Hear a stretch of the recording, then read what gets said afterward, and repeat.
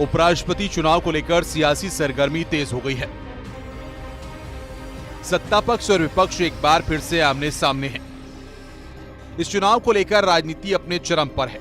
संसद से social media तक उपराष्ट्रपति के चुनाव को लेकर चर्चाएं आम हैं और दोनों ही गठबंधन डिनर पॉलिटिक्स के जरिए साधने की चुनाव को कोशिश कर रहे हैं। उपराष्ट्रपति चुनाव को लेकर मुकाबला कड़ा है। एनडीए से सीपी राधाकृष्णन और इंडिया ब्लॉक के बी सुदर्शन रेड्डी उम्मीदवार हैं। हालांकि आंकड़ों पर भरोसा किया जाए तो इस चुनाव में एनडीए उम्मीदवार के सामने जीत का कोई संकट नहीं है। एनडीए के पास कुल सांसदों की संख्या 445 है और जीत के लिए 391 वोट जरूरी है। वहीं इस चुनाव को लेकर सियासत भी तेज हो चुकी है और बार पलटवार का दौर भी जारी है। ये बहुत ही हास्यास्पद बात है। कौन सा उनका आकलन है मैं नहीं जानता, लेकिन मैं समझता हूँ क्रॉस वोट होने की कोई संभावना नहीं है। अगर क्रॉस वोट हुआ तो एनडीए की तरफ से होगा, हमारी तरफ से तो कोई प्रश्न ही नहीं।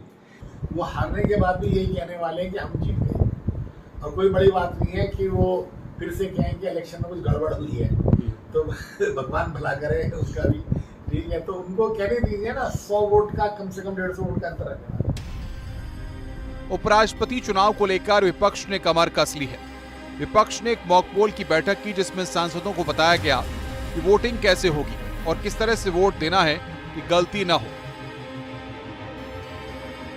उपराष्ट्रपति के चुनाव के लिए जो भी महत्व के मुद्दे हैं उनके ऊपर गौर किया गया और यहाँ तो सभी परिचित हैं क्योंकि सभी पार्लियामेंट मेंबर्स हैं, लेकिन फिर भी छोटी छोटी भूल भी आपका जो वोट रहता है वो वोट डिस्क्वालीफाई हो सकता है।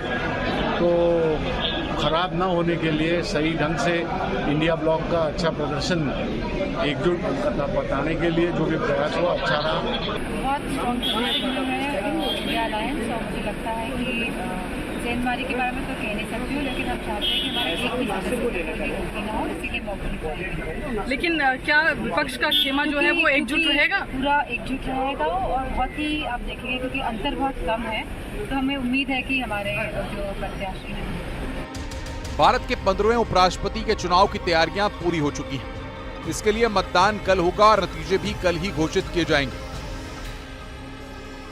सुबह 10 बजे से लेकर शाम 5 बजे तक वोटिंग होगी और 6 बजे से वोटों की गिनती शुरू हो जाएगी। उपराष्ट्रपति जगदीप धनखड़ ने 21 जुलाई की देर शाम अचानक स्वास्थ्य कारणों का हवाला देते हुए उपराष्ट्रपति पद से इस्तीफा दे दिया था। इसकी वजह से यह चुनाव हो रहा है। Bureau report, news 18, UP Uttarakhand.